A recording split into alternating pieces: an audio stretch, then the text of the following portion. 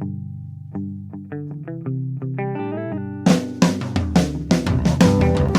only real God is the one that you believe in. Start looking for the God in others.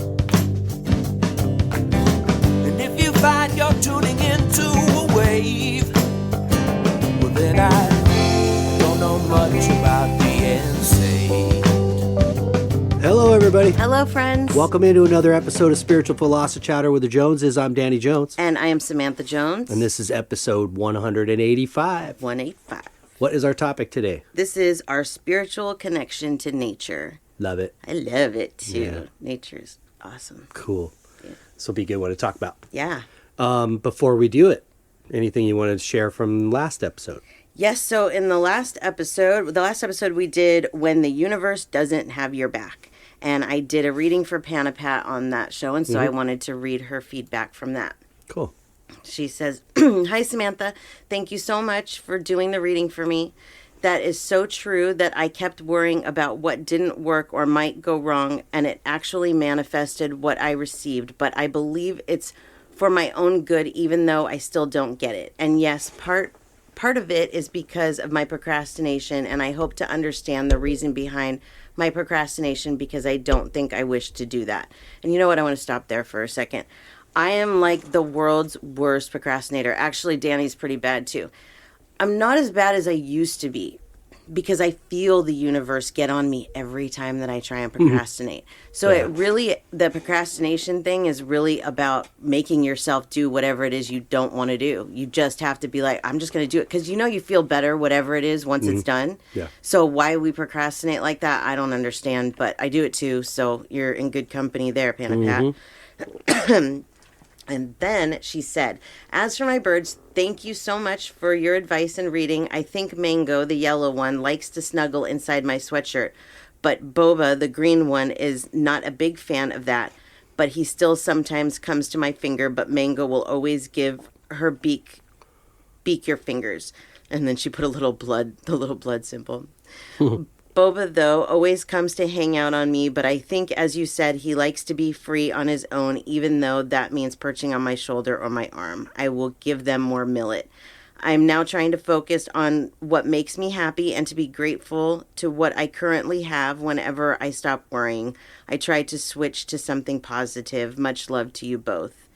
And then I had said in the reading that I saw them chewing on something that looked like millet. And if you're not familiar with millet, it's like a long piece of, like, I don't know how to explain it. It's like tree with seeds on it, kind of. But it's a twig? Yeah, like a twig, okay. but with little seeds.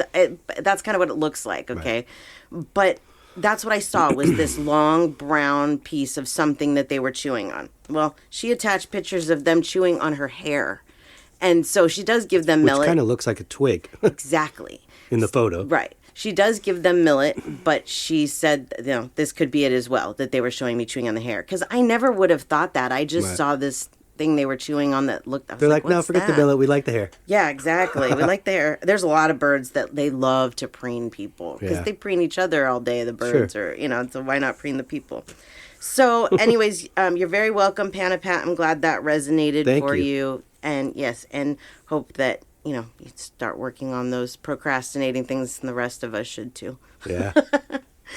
Let's see. Before we get on to the questions, the other thing that I wanted to mention was at the end of last week's show, where we were talking about when the universe doesn't have your back, I had mentioned my sister's dog and how he was very sick. Yeah. And unfortunately, he ended up passing away. They had to put him down. He had gotten into the trash. I think I mentioned what happened. He got into the trash, and something that he got a hold of just really messed up his intestines, and everything was screwed up in there, and he would have needed to have pieces of his intestines removed. It was just bad. Yeah. So I just wanted to send condolences to my sister and her family for the loss of Bubba. Yeah, you guys, sorry about that. Yeah, it was a bummer. So anyways, these things happen for a reason sometimes, and that's like what we were trying to figure out last week. Well, why does this happen when the universe doesn't have your back like that, or you feel it doesn't have your back? Right. We just never know sometimes. And maybe we just have to go with that there's a greater meaning that we just aren't supposed to know right now. Yes, true. So anyways, let's move on to the questions. So this week, both questions are going to come from Crystal. She says, often you talk about communication with dogs being like communicating with human toddlers. Is communicating with cats like communicating with spicy teenagers? Kind of. I love that. I got a good laugh out of that when I read it. Because it is true. Sometimes there are cats that are just like, why? What do you want? Why are you Right. here?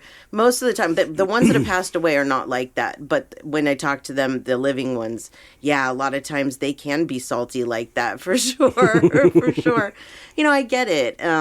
Everything has to grow up. Yeah. And you can't, I think a lot of people, they think they're going to get an animal or a puppy, kitten, and it's just going to be okay right from the get-go, and that this isn't going to, it's something that needs to be raised. Right. And puppies and kittens need to be raised just like children, and Right. going through that process, there is a lot of that same type of communication problem Yeah. because they don't understand, and with cats too. There's obviously communication breakdown between humans and Yeah.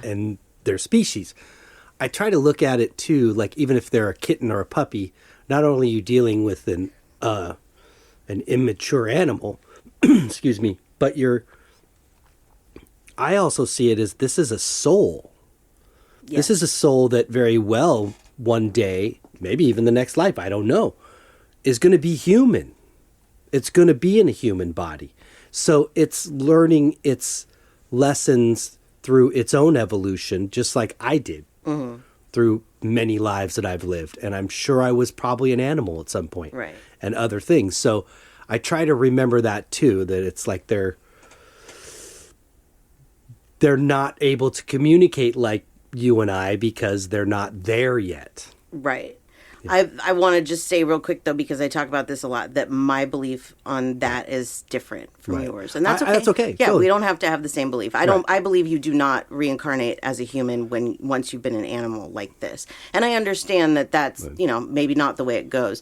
But, yeah, we have to learn things in this life as all different kinds Right. of things. So For sure. Yeah, so it's definitely, that's a possibility, of course. Yeah. But yeah, they do. They have their own individual personalities, and Right. they have to be taught just like anything else. So, yep. So I would say that you got it pretty good there. That, yeah, salty, spicy was her word. Spicy teenagers, but I like salty too. That's good.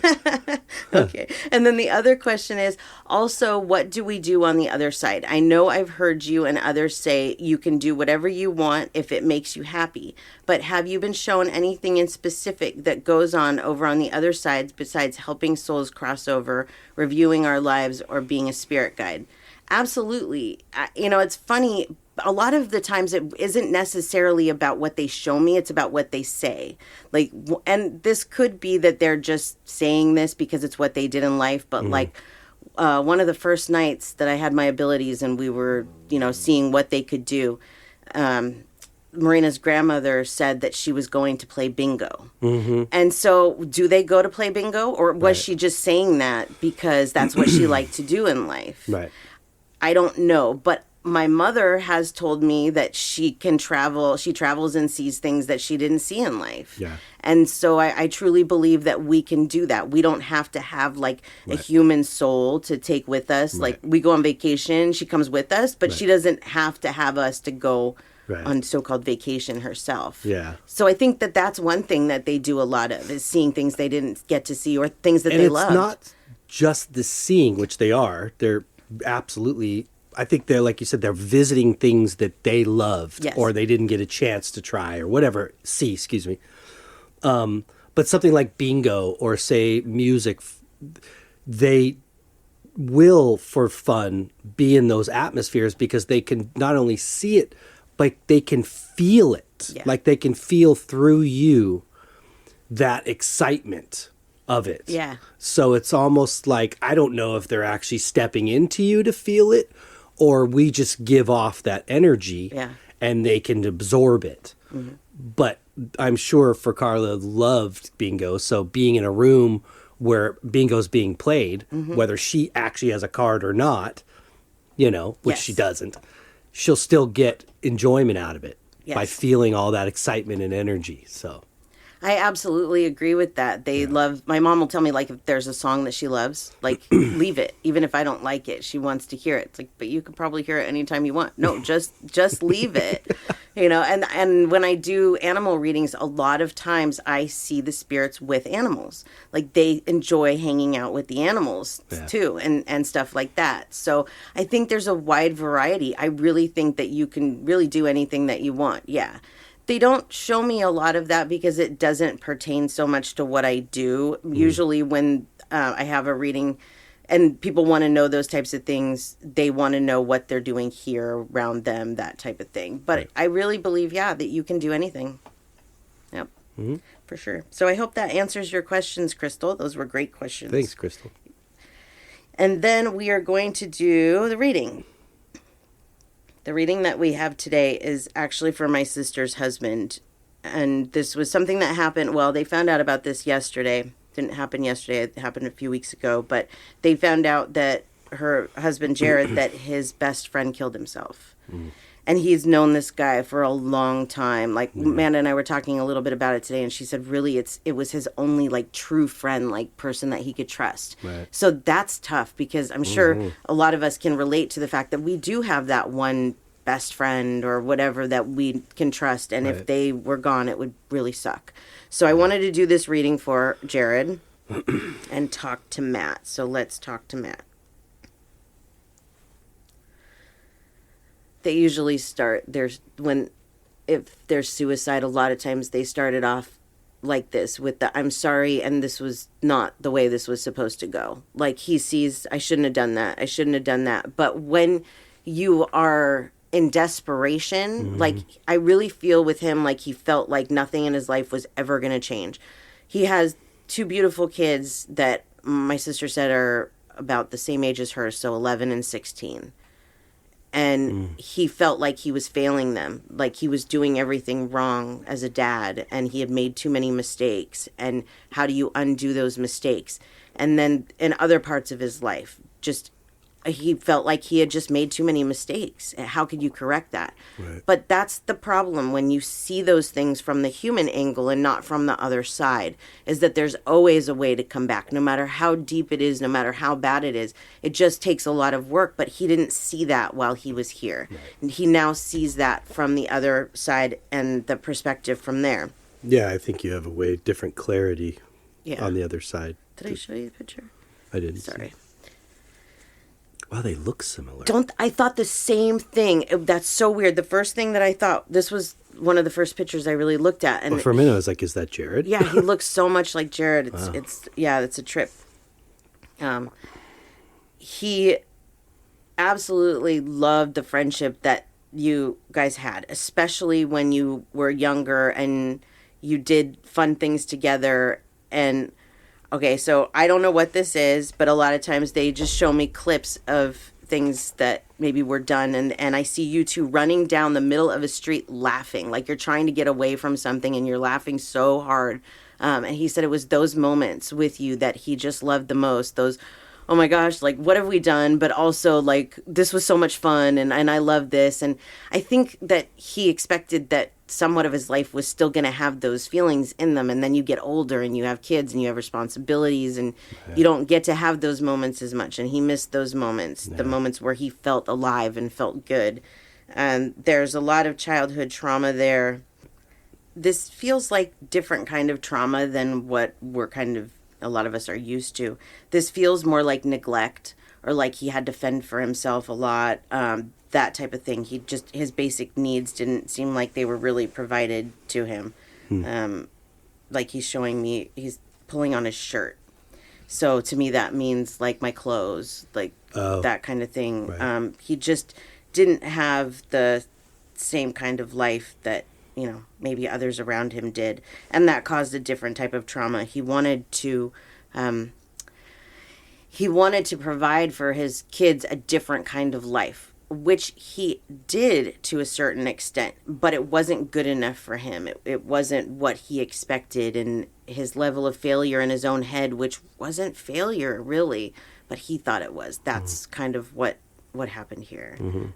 So he is so sorry. And, now Jared has to go to the funeral and give the eulogy. And he's so sorry that you have to do all of that. Yeah. But he will be there to support you. And this isn't going to be in vain what has happened, because he is going to help his kids from the other side. He's going to help to give them an amazing life as much as he can. The first few years after a loss like this is really, really difficult. Yeah. And it's going to be tough for them. But as adults, I feel like he's going to be around them so much and he's going to help them so much. So it's not going to have happened in vain. So he hopes that you can take a little piece from that. Yeah. So sorry about your loss, Jared. Yeah, that's a tough one. I relate. I've lost friends under these circumstances and others, and it sucks. It's like here today and then gone tomorrow, and it's very hard to wrap your head around that. But I guess that's kind of the effect death has on a lot of us is, wait a minute, you were just here, and now you're not. And but yep, I think that it's safe to say he's okay. He's okay, yeah. And that's a good point here that you point out, because not everybody knows that. He's okay. He's okay. We all go to the same place. Yes. It does not matter if you've committed suicide or you've murdered somebody or whatever you've done.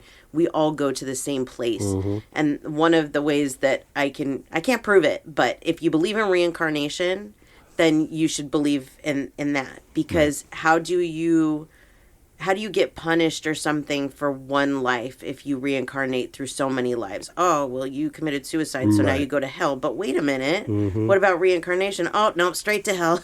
No. No. Yeah, don't collect $200. It doesn't work like that. So, yeah. So he's definitely, in a beautiful place. I actually see him now showing me himself with your mother, Jared. So, and she's got her arms around him that, he's safe with her. So, right. Whew. Yeah, it's tough. It is. Yeah. It's tough. Yeah, it is. So, anyways. Our heart goes out to you. Yeah, it does, Jared. So, thank you, Jared and Matt, for that. And, yeah. Ooh, that one got me. Yeah. Yep. Okay, so before we go into this episode, let's give our info. Okay. First, let me give my radio show info. I've now had 2 episodes. The last one, my sister Amanda was on. I thought it was really good. I thought it went really well. Her story was very inspiring, I thought. So you can find that on voiceamerica.com on the Empowerment Channel. Or now it is available on iTunes, on Spotify, and you can just search Beyond the Bridge, and it should come up right there. And that's so much easier. The Voice America site's kind of confusing. So it's easier to listen on demand on one of those platforms, just so you know. And then you can find me and everything that I do. Real quick, did you jot down the number to call in for an on-air reading? Oh, man. You know what I did? You're the one that promised. You said promised. But it's your show. You know what? It is written down in a couple of places, just none of them are in this room. I know. So, sorry about that. But I'll make sure she does it next week. Uh-huh, so he says last week. See, we're just as bad. We're like 2 peas in a pod. Yeah, okay. Okay, yeah, so then if you want to find me, SamanthaJonesPsychicMedium.com, you can find everything there. Blog and this podcast, or you can find the podcast at Spiritual Joneses on all social media. And at the end, we are going to play one of Danny's songs that he wrote. So you got to stick by for that at the very end. Cool. And you. Yes, thank you. For my art, djonesartcollection.com for the web, at djonesartcollection for Instagram, Facebook, and TikTok. I do have some exciting news that I'll have an article coming out on Voyage LA publication, in Voyage LA publication, which is a Los Angeles County publication. Yes. About just kind of people in the area that do neat things. Yep. So I was invited through you, which was very good. Thank you. Yes, of course. And got a cool article. So. Yeah, when we get it, I'll post it in the page. Probably a few weeks away, but yeah, they did like a spotlight. I think they called it spotlight on upcoming. Yes. Newcomers or whatever. It's shout out or something. Shout out, yeah, something like that. But it's good. Yep, I will share it as soon as it comes out. Cool. So yay. That's all I got. That's great. All right then. Well, episode 185, our spiritual connection to nature. I can say that until my spiritual awakening, I didn't recognize this as much as I do now. Like, there were moments, of course, in life where I was overwhelmed by nature, by the beauty of it or whatever, but never really looked at it as the spiritual connection. But now, through the spiritual awakening, I definitely noticed that. I noticed that if you allow it to, nature can fill you full of some amazing energy and make you feel really good ways, for sure. So, but a lot of you might have experienced this at some point in your life already, even if you don't have a strong connection to nature, where like you see a waterfall, or like for me it was, and I think this happened with you too, in Yosemite when we went. You go through the tunnel, and the valley's right there in front of you, and it's like breathtaking, and it's incredible. Your eyes get watery, and you feel like you're going to cry because it's magnificent. That's a spiritual connection. Yeah. Yes, that's a spiritual connection to the earth and to everything that it has to offer us that we don't even really realize. But through spiritual living, we can really expand that and bring it into our lives in a whole different way. So that's what we're going to talk about today. Modern living has us always on the go. Too much to do, too many people to please, too many fears that we have, or not enough time, whatever our excuse is. But on this spiritual path, we're evolving, which means we need to find new ways to find peace. It doesn't always work to just be in your own environment and find peace there. You have to go and try new things. And nature is one of the top things. Because whether we recognize it or not, we are nature. We are all a part of nature. We are made up of the same things that nature's made up of. And we're just a piece of it, you know? So I believe, and this is my belief again, that we spent time as everything. And so I have a connection and an understanding to my surroundings on a greater level than I'm really even understand. Yeah. And that's past lives that I don't remember, and that's okay. But I'm growing as a soul. And so I had to experience all these different things, all these different elements to understand the connection and to, like you just said, to understand how I am one with it. Yes. I am the same as it. I am nature. Right. Yes, you are.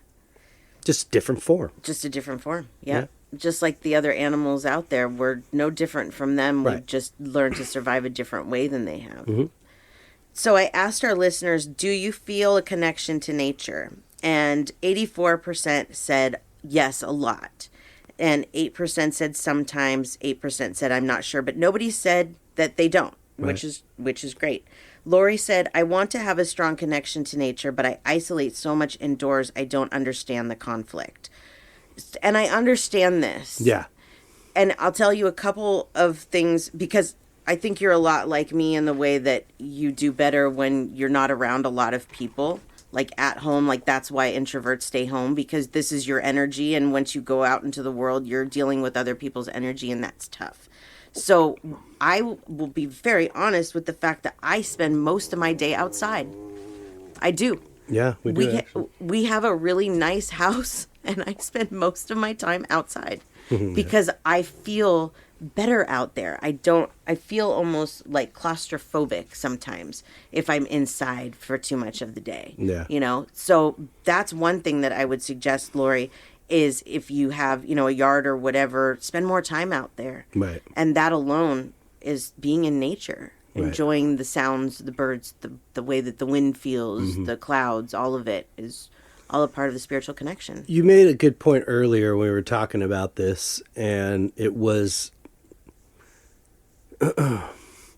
like, you know, if I'm going to go to, say, like the park, I'm going to go outside. I want to be outside, but I'm going to go to the park and just read a book, which there's nothing wrong with that. I see people do it all the time.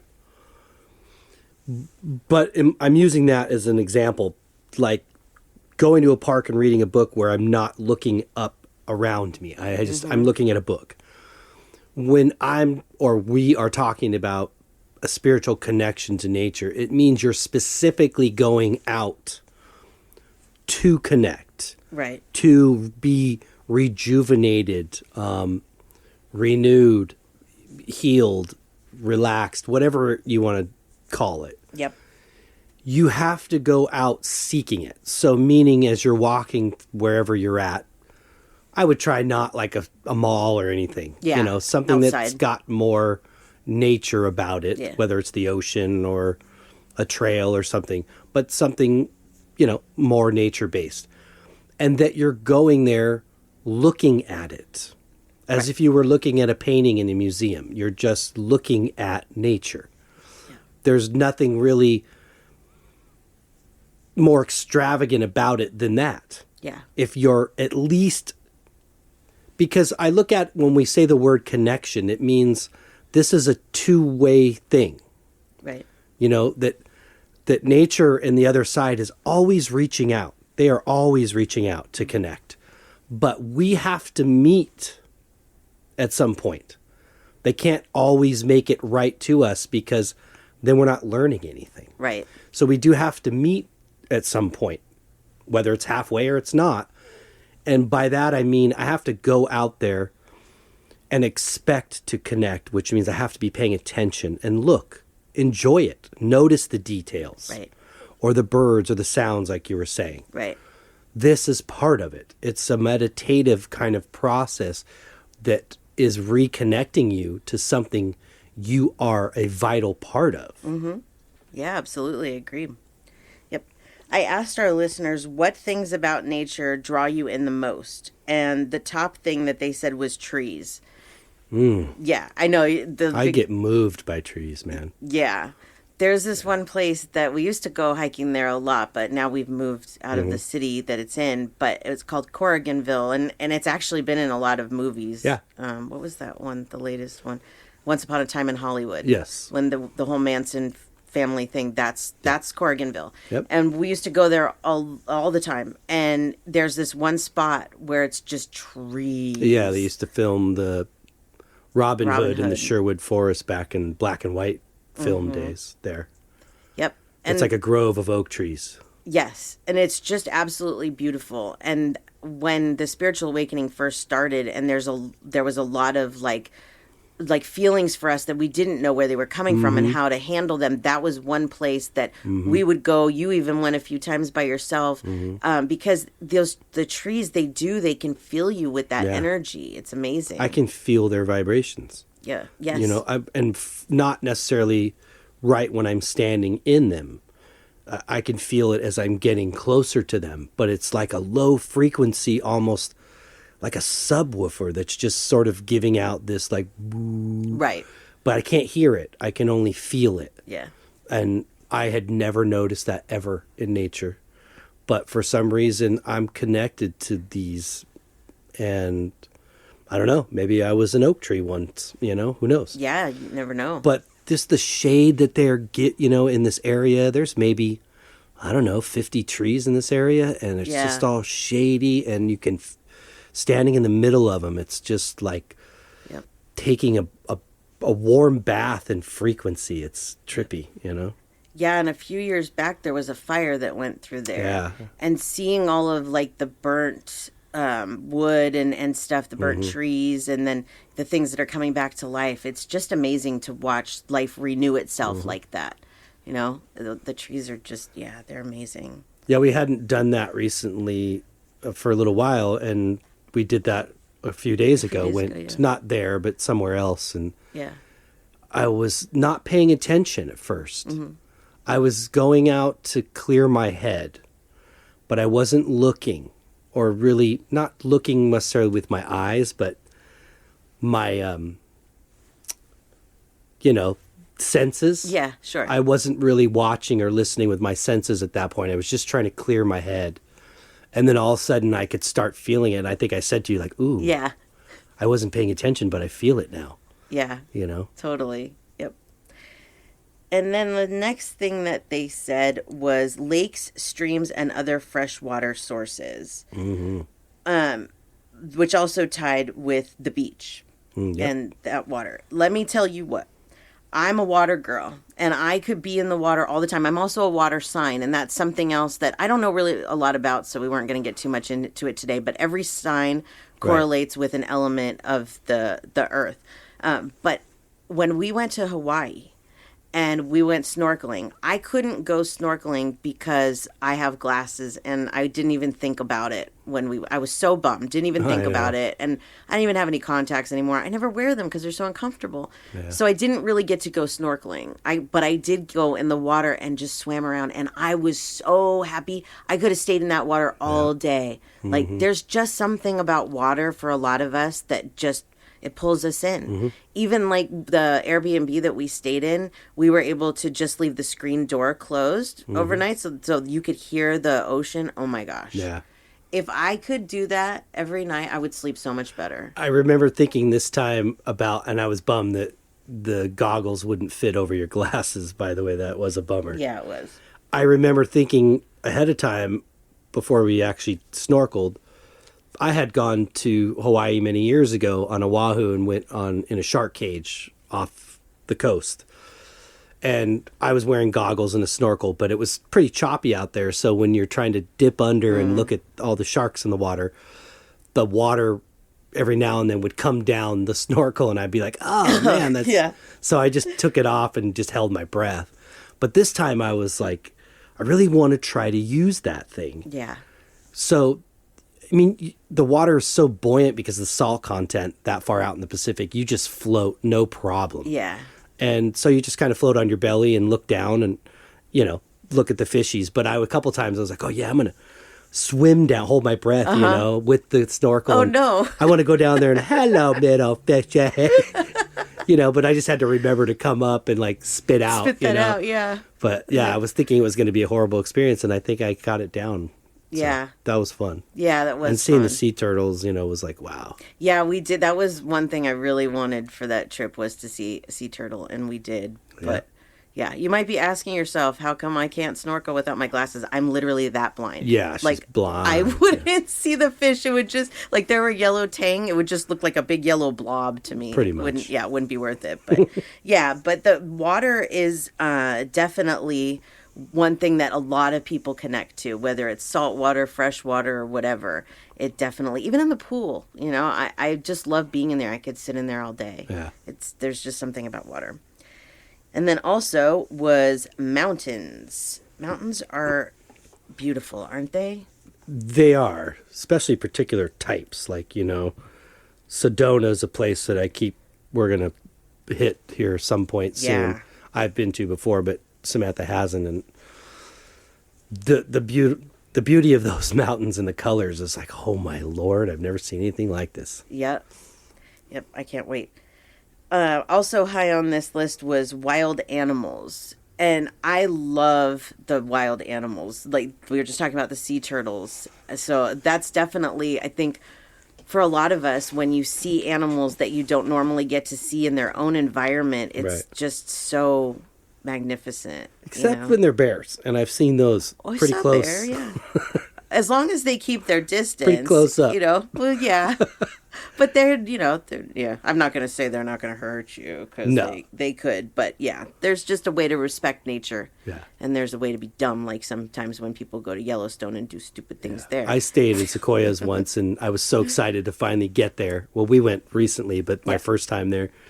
And I was so excited. I'm like, I'm going to be the last one up. I'm staying up all night. So I just waited for that fire to be just like dim ambers, and all of a sudden I hear like and I put up my flashlight, and maybe 25 yards away I can see him, and I'm like, okay, this is when I go to bed. Yeah. You made that reminded me of something there. Made a good point. When we went to the Sequoias, I was so excited to see General Lee, the tree. Right? That's his name, right? General Lee? Is that his name? Sherman. General Sherman, sorry. Yes. I think, where am I at? There's two big trees, but General Sherman's the most popular. General Sherman. I was really excited to see him. But one of the things that you don't think about in a place like that is how many other people there are going to be. Yeah. And unfortunately, a lot of times it's hard to get your chi on when there's people all over the place. So those are the times where it's like, oh, I just want to get, like we said it too, like, where can we just go? Like a meadow where there's nobody and we can just go there and relax, because so many people around makes it tough. So you got to get away and find a time when you go to those places where you can...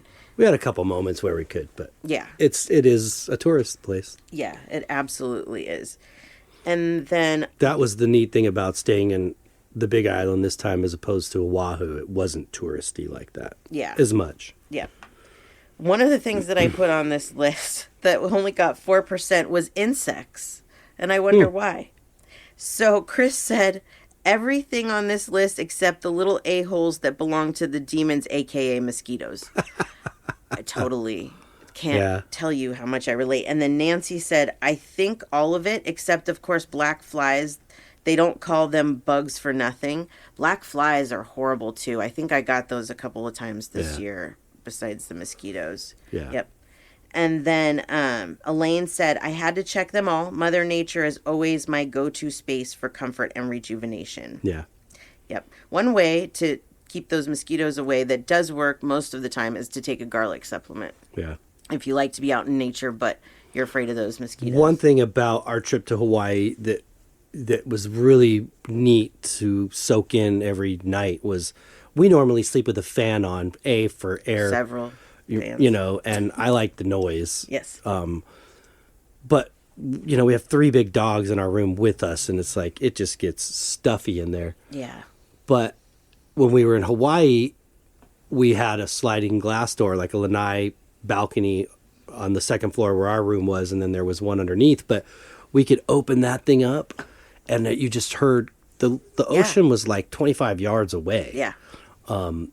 And so maybe more than that, but it was so close you could hear the waves, the wind in the palm trees. I mean, all of it was like so relaxing. I didn't need the sound of a fan. It was just hearing that sound was so relaxing. Yep. Now I know why it costs so much to live by the ocean. Yeah, I used to have a wave machine, like, you know, that made the sounds or whatever they call them. You'd hear the ocean and different things. I had one of those a long time ago. And even that does not compare to the real thing. No. It was, amazing. A couple other things on this list that ranked up high were weather like wind and rain and things like that. Yep. And then I hated rain as a kid, and now I just love it. I do too. It can be a nuisance, but I do love it. Different types of weather. I get bored with just the sun all the time. So let's see. So I asked our listeners, what are some ways that you connect to nature? And the number one thing that they said was nature walks, which absolutely highly recommend it. Yeah. Different places. We go to different places all the time. Just take a little walk, enjoy, you know. But one of the big things about doing that is you have to be calm and quiet. Like, we get to talking and stuff on our walks sometimes, but there's also those breaks in between where we just absorb it and we're quiet. And you need those, because otherwise, what are you doing? You're just walking and talking. And it's a moment, too, where you're really... I think I've said this before, is like, when I go there, I'm leaving something there, but I'm taking something from there. Yes. You know, like I'm releasing my energy that's pent up, you know? Yep. And I'm absorbing in this new feeling. Yep. Or not new, but at the moment it's new. At the same time, it's clearing my head, and I can tend to hear things clearer. So that helps too. Yep. One of the highest ones too, and I love this, and I just recently really started doing this, is cloud watching. It is so amazing to just sit in a chair and look up at the sky and watch the clouds, watch what they do. My grandma and I used to play a game when I was a kid where we would try and spot what was in the clouds. Yeah. And I do that now. I look to see, what do I see? What comes out of there? I've had words spelt to me in the clouds where I'm like, look, and I've showed you, look, there's the letter, there's this letter, and I'm not joking. Yep. It's amazing. Absolutely. That's a killer thing to do. Yes. And stargazing as well is up there. It's harder here, but if you can get up somewhere in the mountains, it's incredible. Get away from the city lights for sure. Some of the other things, grounding outside on bare feet. And we'll talk about that a little bit later in the episode, but that is very helpful. Meditating outside, listen to the, whatever's going on outside. It's hard, of course, if you like live in a city and you want to just go outside and do that. And there's we live right by a hospital. So sometimes there's the helicopters or there's the sirens, and you're in a meditation and you're like, oh, loud noise. But at that point, you just try and make it a part of your meditation, if that's how that goes. But yeah, getting out into nature where it's quiet and meditating out there is a whole completely different experience. Yeah. When you don't have to worry about all that stuff. Other things, swimming in salt or fresh water. Rain dancing or standing in the rain. I was waiting for a downpour in Hawaii because I just wanted to stand in the rain and enjoy it. It didn't happen. No. It was such a bummer. When we drove, it rained, but yeah, but no, yeah. Never standing in it. But that is an absolutely amazing feeling, and there's so much energy in rain. Just to think about the process that it has to go through. It has to evaporate into the clouds, and then the whole thing. So there's so much energy behind the rain that standing in it and just letting it drench you is I was an hoping amazing for feeling. that too. Yeah, But yeah, done it here a couple of times, but it's really nice there. Also on this list, helping bees, birds, and other creatures. Love that. Yeah. I didn't even really put two and two together, but when I was little, I had this hobby that I've kind of taken on now without thinking about it. I like to save the bees. Like we have a pool, so I'll go around and see if there's bees in the pool that need to be saved. And I used to do that at my grandparents' fountain. And I have a whole area called bee triage. and I give them water in the summer. My sister does the same thing. That's another weird connection that we have, is she has bee triage as well. That's where funny. the bees can dry out. And I did that as a kid. Right. Put them there, let them dry out, give them maybe a little bit of water that they can drink wherever they are. And they can go when they're ready to go. It's amazing to watch it happen. do you think they fly into the pool to drink? I haven't figured it out yet. I think that they do. But it seems like towards the end of the season, there's so many more of them that I call it bee suicide, because it seems like it's like mass suicide in the pool. It's so weird. You would think they would be able to communicate to each other, this isn't water you want to drink. I don't know. But I would imagine that would kill them at some point. Well, yeah, the chlorine, I'm assuming, wouldn't be good. But you've seen it where I've pulled one out. You did it actually yourself. Pulled one out, and they fly right back in. They're like, no, I want to go there. That's why I was like, are you drinking? Are you cooling off? What are you doing? Yeah, exactly. So I don't know. But I'm sure that, they have to drink out of what they can find. Right. So if they can't find another source, and that's kind of sad. But yeah, helping the bees and the birds and the other creatures that are out there is a wonderful way to connect with nature as well, for sure. So let's see. So spirituality and nature go together. Okay, they can be a great source of healing and spiritual transformation, being out in nature. The first step in spirituality and connecting to nature is realizing that you are nature, like what I was saying at the beginning. Actually, humans are a very important part of it all. We're also one of the most, we are the most destructive. Yeah, exactly. Yeah, we're a big part, but we're like the worst. Oxymoron. It really is. But this is something that I don't know about you and about our listeners, but for me, since the spiritual awakening, I want to do more good by the earth. I want to use more earth-friendly products. I want to do my part, whatever way I can. I think that's part of the awakening, is that you understand that this globe we stand on every day is as alive as we are. Yes, it really is. If you pay attention, you'll really notice that for sure. So our bodies, like I said before, they're made up of all the elements and the minerals that the planet is made up of, and energy as well, because we're all energy. Yep. And we may be a higher vibration than they are, but they still are an energy. So how do we connect or enhance our connection to nature? So I think the first thing we need to do is change our mindset, because a lot of times we kind of take for granted that it's there. We take for granted that the plants give us the oxygen that we need to breathe. So we need to enjoy them and respect them. We don't even really put that together. Or like the sun. The sun gives us vitamin D. There's only 3 ways that you can get vitamin D: through the sun, through food, and through supplement. Right. And that's amazing. Think about how much time you spend, in your car, where you're surrounded by nature. Most likely there's trees, there's at least blue sky or clouds to see, and that we don't pay attention to that. We don't. How often we do that, which is probably more than you really think about. Yep. That you're not stepping out to specifically look at these things. You're running to the store, you got errands, you got a doctor's appointment. You know what I mean? It's always somewhere doing something, yet not, to coin the phrase, stopping to smell the roses. Right. Absolutely. I joke that I don't like the sun because I'm so fair skinned and so are you. That it's like we go out in the sun and I'm like, no, like a vampire, But the sun is very important to us. Yeah. It's very important. And we would freeze without it. We couldn't live without it. I used to have this really irrational fear of like the sun exploding and then, oh my gosh, what happens if the sun explodes? And I went to Griffith Park and they have a whole thing there about could the sun explode and what would happen if it did. So there's apparently other people that have this fear too. Great. But they said it would take millions and millions of years for it to happen. It wouldn't just all of a sudden explode. It'd be a red giant and engulf us before any of that happened. Right, exactly. What he said. Yeah. So but it's very bright. Yeah. So, okay, what else can we do to enhance our connection with nature? Well, we talked a little bit about the cloud gazing, moon and stargazing. That is a very good way to connect to nature. When you sit and you stare at these things, you realize just how small you are. Right.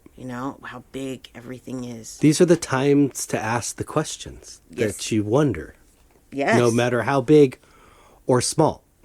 And you may not necessarily get your answer right then. But that's a time when we we bring it all down, like the defense and everything. We are sitting there as a part of nature, vulnerable and open. Yeah. And if you ask those things at that time, whether it's right at that moment or later, I really believe that those things will be revealed to you. Yeah. In some way. Yep. But that is probably one of the best connections when you're not focused on anything, your phone, television, traffic, news, whatever. It's just you and your surrounding. Yep. That's on my list. Definitely take it all in. You got to take it all in, let go of everything else. I think I had mentioned on a few episodes back about how at night I think about when I need to sleep. I can deal with my problems in the morning. I don't need to deal with my problems right now. I'm not going to solve them. Well, it's the same thing about going into nature. That's not the time to be thinking about your problems. That's the time to let them go and not think about anything except your connection to nature. So that's something when you're going on these nature hikes or whatever you're doing to get that out, to remember is that you have to be able to do that. Yep. And then also on this list is let go of expectations. Sometimes when we go out, I don't have as strong of a connection as I do other times. And it might be because of where I am in my life or maybe where we are. Maybe it's noisy. So don't set your expectations too high. Just enjoy what you feel and what you hear and the things that, are around you and you can touch or whatever. Just enjoy those and try not to let the things behind you or bother you. Right. When I first started learning to meditate, it was very hard for me to let go of background things. Yeah. But let's say that you're meditating and you're out, in nature and all of a sudden it's loud or whatever. Use those things as your meditation. Don't let them throw your focus off. Hear them, recognize them. Okay, what's this new sound that I'm hearing? I'm hearing, a loud truck. Recognize it, and it becomes a part of your meditation instead of throwing you out of your meditation. Yeah. Also, it's like when we went the other day when I was mentioning that I felt like I was just going to kind of clear my head, and we were probably talking about some of the things that were in my head. And then we kind of had quiet moments, and that's when I was like, oh yeah, I could feel it. I wasn't paying attention. Yeah. I was talking about something else, thinking about all my woes down the hill. Yes. Instead of leaving that or just leaving it there and going, I'm just here to observe. Yes. And by that I mean even taking those moments of closing your eyes and realizing how great your senses are. Yeah. Even without your eyes. Yeah. Feeling that the wind against you or hearing the sounds that are coming from wherever. It heightens them. Yes, it does. And when you're doing that, it's like working a muscle, I think, and you are able to bring that back into civilization with you a little bit. Yeah, absolutely. But you have to renew it because it seems to wear off, There's this anxiety, I don't want to call it a cure, but it's something that helps with anxiety where you like look around, you go, okay, 5 things that I see and 4 things that I hear and 3 things that I can touch. And, that doing that in nature, I have done that a couple of times, is awesome because you recognize things that you don't normally recognize. Like just looking at the little flowers on the trees that maybe you didn't notice before, or the algae that's growing on the rocks that you cross over in that little river or whatever. I have a friend that I love to go hiking with, and she points out everything to me like that. She's so like into just the little things about it, and I love it. It's like that's what we need to do. We need to really get into nature and enjoy it like that. And then we realize how beautiful it is too, and that we don't want to do things to destroy it and cause more problems to it. Like even for the flying aspect to Hawaii, I know for a lot of people it's really hard. And if I were to sit and work myself up thinking nothing but bad potential thoughts, I probably could do the same thing and it not be a pleasant experience. Sure. But I normally don't have a huge issue with it. No, you're a good flyer. But I'm more interested in like looking out the window and the clouds and being like, even though I'm not out in the nature, I'm in this little capsule 30,000 feet above, the earth. I'm looking at all these clouds or whatever the landscape is. For that trip, it was pretty much ocean and clouds, but it's still like a connection for me. I sit there thinking, God, I wish there was a way to do this high up above the clouds where you didn't have to be in something. Right, I know. I could feel what it was like. Yeah, because it's hard to enjoy those. And no, I'm not going to skydive. No, thanks. Yeah, when we got to the big island and we flew in, seeing all like the open land and the different like lava rock areas, it's magnificent. It's a shame that we have to be trapped in that capsule with all those other people, Yeah. Because it kind of takes away from it. But it is beautiful to watch, absolutely. I love that. A couple other things real quick that we can do to help connect to nature. Crystals. Crystals are a part of this earth, and they have an energy to them. I'm not a huge believer on this crystal solves this problem, and this does this, and all that. Right. But I definitely believe they have energy. Yeah, and they're here for a reason. Oh, yeah. They're here for a lot of reasons. So connecting to crystals will help as well. Going into a crystal store and going, oh, this one draws me in. There's always a reason why, but they do. They draw you in. And I can feel their frequencies and vibrations just like trees. I can feel them. Yeah, absolutely. Because they're from the earth. Yep. And then the last one on my list, which I know you're going to love a lot, is go barefoot. I can't. I have such bad feet, I have Johnny Tenderfoot. But even if you could, I don't think that you would. No, and I have bad feet problems anyways, but I step on the tiniest little thing and it's like, ah! Yeah. I love to be barefoot.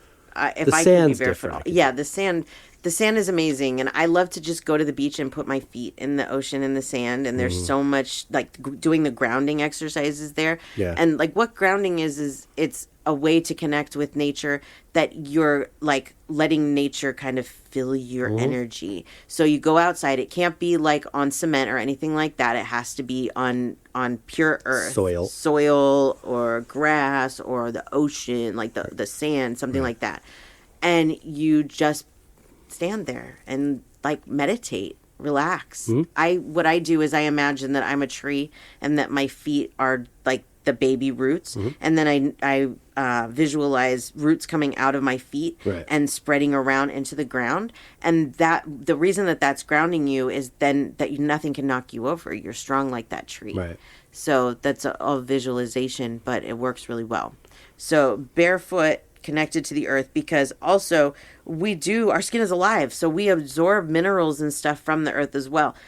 Some of it, sure, is probably gross, like I don't want to go stand out on the grass where my dogs pee all day and do that, but going out into just a random place in nature and when you think about it, you yourself give off vibrations and frequencies. Every living thing does. But something like the earth, when you just as one person standing there barefoot, can you imagine the amount of like vibration that's giving off, the frequency that it's giving off, which is pure. It's all good. It's not anything unhealthy, contaminated, polluted. Yes. I mean, we've polluted the earth, but the vibration, the frequency it's giving off to us is not. Yeah. And I try to envision that going into you, like where it almost just flushes everything that was in you out. Yep. Exactly. We went to Cambria a while back, and I like to get up really early in the morning. And so I got up, I think it was both mornings, I got up and I walked on the beach and watched the sun come up. And it was amazing. When there's nobody there, it's absolutely amazing. Those are the types of moments that we all should experience in our lives, is moments like that where it's like your connection to nature is just infinite and it's beautiful. And so go out there and connect to nature, because I'm telling you, if you would have told me 20 years ago, you're going to love to be around those trees and you're going to love to be in the ocean, and I would have said, no way. I don't want to be in the ocean. There's sharks there. But, oh my gosh, I could just... And Vana. And Vana. If you don't know what Vana is, it'll give you a really bad day if you step on it. Yeah. So, no, we don't want Vana. But there you have it. There's our nature episode. Cool. Yay. Very good. Now I want to go out in nature. Me too. We should do it. It's a nice day out. It is. Yeah. Well, that was awesome. Yeah. Thank Well, you. before we say goodbye to everybody, want to share your information one more time? Yes. So you can find me at SamanthaJonesPsychicMedium.com. You can schedule an appointment, find the podcast there. You can also find the radio show, which is Wednesday mornings at 10 a.m. Pacific Standard Time on VoiceAmerica.com on the Empowerment Channel, or you can play it on demand. Search Beyond the Bridge on any podcast platform and you'll find it. Yay. And then you, sir. Yes, for my art, djonesartcollection.com for the web, at djonesartcollection for Instagram, Facebook, and TikTok. And I did say last week that I would start sharing some songs. Yeah. This week I will play the first one. Cool. And I think we'll go with Leaves and Gasoline. Is the title of this song. I'll just say the players real quick. Tom Kelly is on harmonica, lead vocals, and guitar on this. Brian Huffman is on guitar and backup vocals on this. Milo Tedesco is on drums and backup vocals and percussion. And Rich Buckland is on bass guitar. And myself on backup vocals and guitar. And mandolin and banjo. And acoustic guitar. And then. This is an awesome song. This is probably one of my favorite songs that you've written. So I'll have a few to share over the next few weeks, but this will be the first one. Yep. And again, the title is called Leaves and Gasoline. Yep. So you'll hear that come on at the end of our theme song at the end. Cool. Enjoy it. Yes. And we hope everybody has a great week. That we do. And until next week, peace and love.